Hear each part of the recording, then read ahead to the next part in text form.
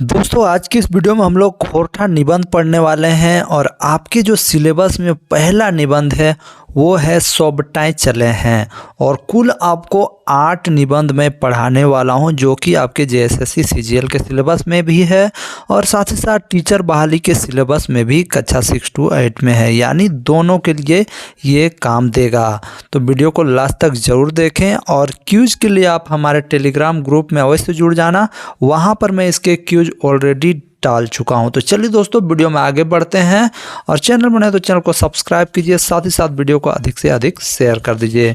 तो पहला जो दोस्तों आपका निबंध है उसका जो हेडिंग है, उसका जो शीर्षक है वो है सोबटाएं चले हैं। इसको लिखा है दोस्तों डॉक्टर BN ओहदार जी ने इस किताब को लिखा है, जिसमें कुल मिला के अभी के हिसाब से देखें तो कुल मिला के 17 निबंध हैं और पहले 12 निबंध थे। तो आपके एग्ज़ाम में पूछे भी जा सकते हैं कि कितने निबंध हैं कुल, तो कुल 17 हैं और इससे पहले जो संस्करण आया था उसमें 12 थे, लेकिन आपको पढ़ना है टोटल 8 ही पढ़ना है। तो पहला जो निबंध है सोबटाएं चले हैं। तो देखिए सोबटाएं चले हैं का मतलब होता है, इसको हिंदी में क्या कहते हैं, सब कुछ चल रहा है या सब कुछ चलता है। तो देखिए यहाँ पर मैं आपको ये जो आपका नोट्स है उसके अनुसार मैं पढ़ा रहा हूँ, जो भी इम्पोर्टेंट चीज़ें हैं जो आपके एग्ज़ाम में पूछे जाएंगे वो सब मैं आपको बता रहा हूँ। जी हाँ, सब चलता है, हम चलते हैं, वो चलता है और आपका भी चलता है। हाँ, इतना अंतर है कि कोई कम चलता है, कोई अधिक चलता है, कोई धीरे चलता है, कोई काफ़ी तेज़ चलता है, रद्द-बदाई के चलता है, लेकिन चलता है ज़रूर। यानी यहाँ पर कवि कहना चाहते हैं, कवि BN ओहदार ये कहना चाहते हैं कि इस दुनिया में सब कुछ चल रहा है दोस्तों। ये कोई कम चलता है, कोई ज़्यादा चलता है, कोई अधिक तेज़ से चलता है, तो कोई कम चलता है, कोई काफ़ी तेज़ चलता है, लेकिन चलता ज़रूर है। तो इसको और भी चीज़ों के द्वारा इन्होंने प्रकट किया है कि किस प्रकार चलता है। तो आगे आपको बताते हैं कि किस प्रकार सब चलता है, वही यहाँ पर कवि कहना चाहते हैं। देखिए आगे कह रहे हैं के केकरो चलाए नाम दे है, सबके आपन आपन तरीका से चलाई है। सजीव चले है, निर्जीव चले है, मैंने सबटाएं चले हैं। यहाँ पर कहना चाहते हैं कवि कि कोई किसी का चला नहीं देता है, सब अपने तरीके से चलते हैं। सजीव भी चलता है, निर्जीव भी चलता है, मैंने सब कुछ मैंने सबटाएं चले हैं, यानी सब कुछ चल रहा है। अब यहाँ पर आपको समझना पड़ेगा कि कोई किसी का चला नहीं देता है, ना ही होगा यहाँ। कोई किसी केकरो चलाए नहीं दे, यानी कोई किसी का चला नहीं देता है, सब अपने अपने हिसाब से चलते हैं। देखिए सबके आपन आपन तरीका से चलाई है। सजीव चले हैं, निर्जीव चले हैं। अब यहाँ पर आप पूछेंगे कि भैया सजीव तो चलता है ये हम जानते हैं, लेकिन निर्जीव किस प्रकार चलता है। मैंने एक सोबटाएं चले हैं, इसका मतलब सब कुछ चलता है। अब देखिए यहाँ पर आगे में बताएंगे। आप पूछेंगे कि सजीव तो चलता है लेकिन निर्जीव किस प्रकार चलता है, पर जनाब चलता है और 100% चलता है। अब यहाँ पर कवि कहना चाहते हैं कि सजीव तो चलता ही है लेकिन निर्जीव भी चलता है और 100% चलता है। चलिए कैसे चलता है वो बताएंगे आप।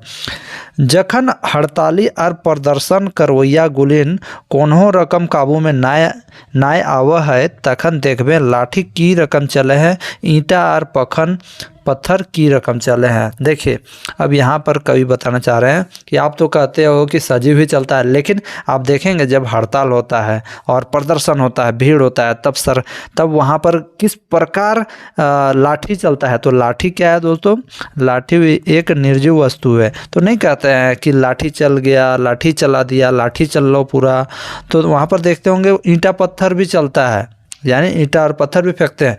तो यहाँ पर कवि यही दिखाना चाहता है कि जब हड़ताली होता है, प्रदर्शन होता है, उस टाइम आपको दिखाई देगा कि लाठी किस प्रकार चलता है। यानी कहने का मतलब है कोई ना कोई एंगल से मतलब किसी न किसी एंगल से अगर आप देखो तो लाठी भी चलता है, पत्थर भी चलता है, यानी ये जो निर्जीव है ये सब भी चलता है।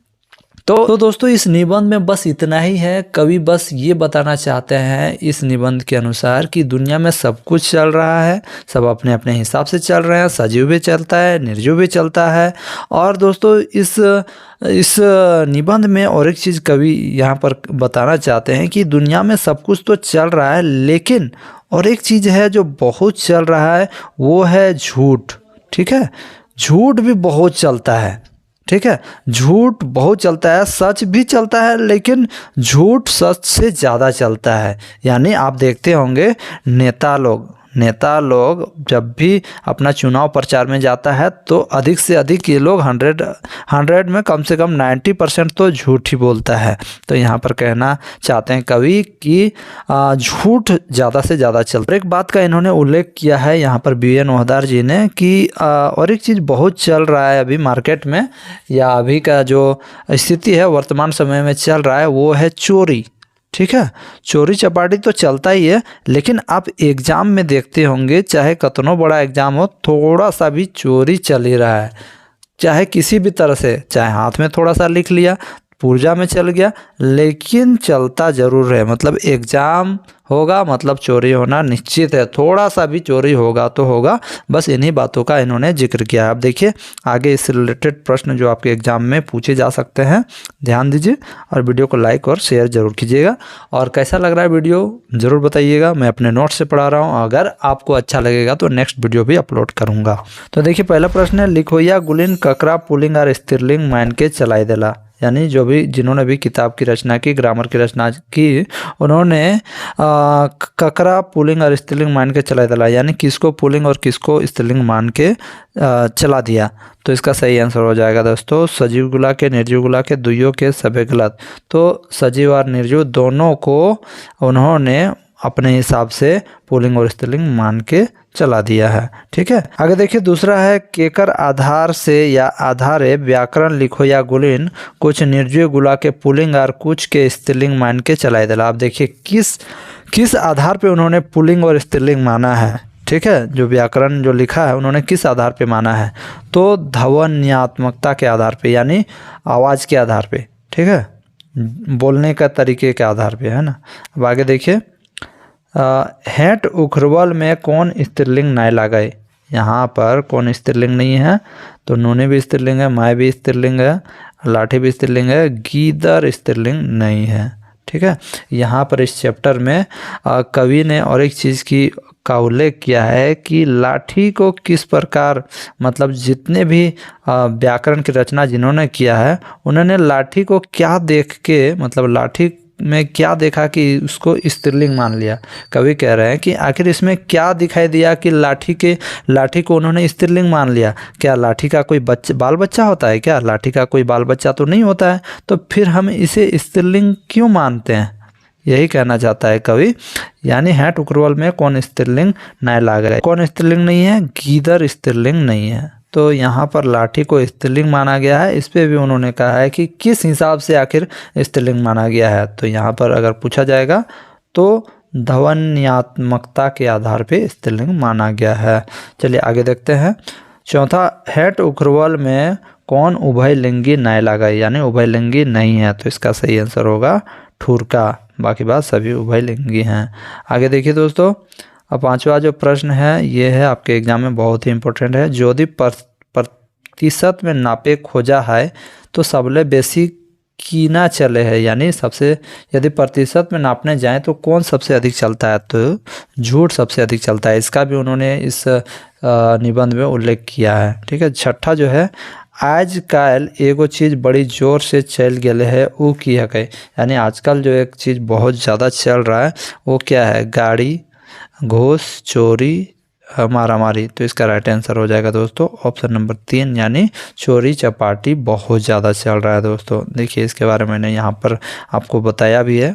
चोरी, परीक्षा के चोरी, कटियो चल तक मकिन चल तक जरूर, यानी परीक्षा में थोड़ा सा भी चोरी चलेगा लेकिन चलेगा ज़रूर। इस निबंध में लेखक एक बात कहते हैं कि यदि हम लोग अपने घर परिवार, अपने समाज, अपने राज्य, अपने देश और दुनिया को अच्छा से चलाना है और देश की तरक्की करना है तो एक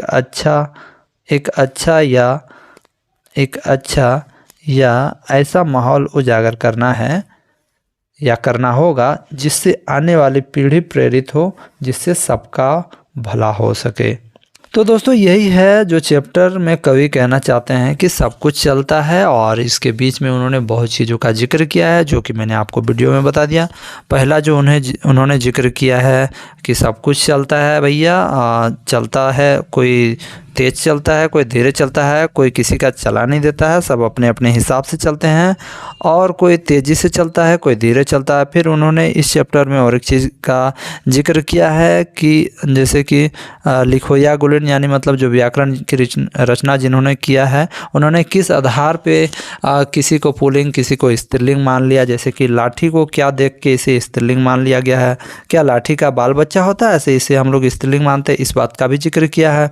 और एक बात का जिक्र किया है कि दोस्तों आप देखते होंगे कि पुरुष का यहाँ पर देखते होंगे, जो भी पुरुष हैं उनके शरीर में जितनी भी चीज़ें हैं जैसे हाथ पैर मुंह कान नाक, इनमें से बहुत सारी चीज़ें हैं जो स्त्रीलिंग होती हैं, जैसे नाक आँख, ये सब स्त्रीलिंग में आती हैं। तो आखिर लिखोया गुलिन यानी लिखने वाले किस आधार पे इसे स्त्रीलिंग मान लिए हैं, तो उसका भी यहाँ पर जवाब मैंने दे दिया है, ध्वन्यात्मकता के आधार पे। तो ये पुल्लिंग स्त्रीलिंग वाला भी इसमें उन्होंने चर्चा किया है।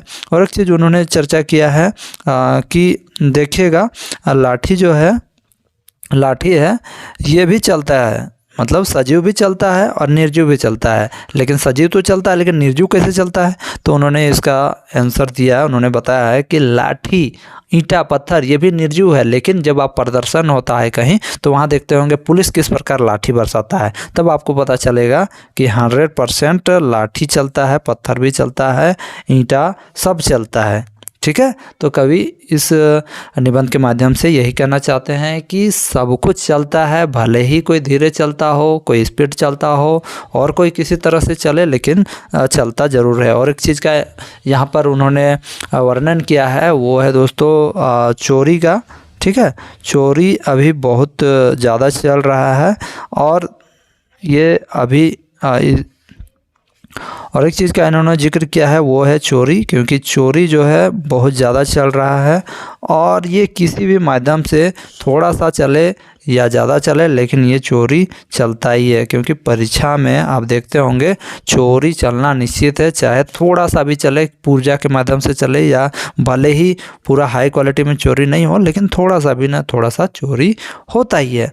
तो इन्हीं सब चीज़ों का इस निबंध में वर्णन है।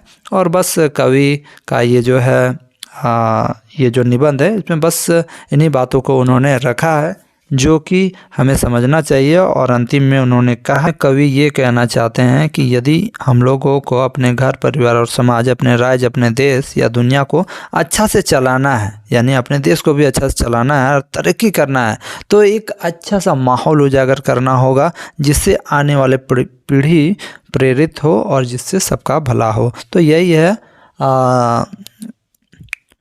तो दोस्तों यही है तो दोस्तों यही है BN ओदार जी द्वारा रचित ये निबंध जिसका नाम है सोबटाई चले हैं। और नेक्स्ट चैप्टर है दोस्तों खेड़ाओं में बखेड़ाओ लिंग बखेड़ा, तो इसको हम लोग नेक्स्ट डे पढ़ेंगे। और दोस्तों जो मैंने पढ़ाया अभी सोबटाई चले हैं, ये वीडियो आपको पसंद आई या नहीं कमेंट में ज़रूर कमेंट करें। और मुझे लगता है कि आपका सब कुछ समझ में आ गया होगा, पसंद आए तो ज़रूर कमेंट करें ताकि मैं नेक्स्ट वीडियो ज़रूर डालूँ। दोस्तों मिलते हैं नेक्स्ट वीडियो में, तब तक के लिए जय हिंद, वंदे मातरम, जोहार।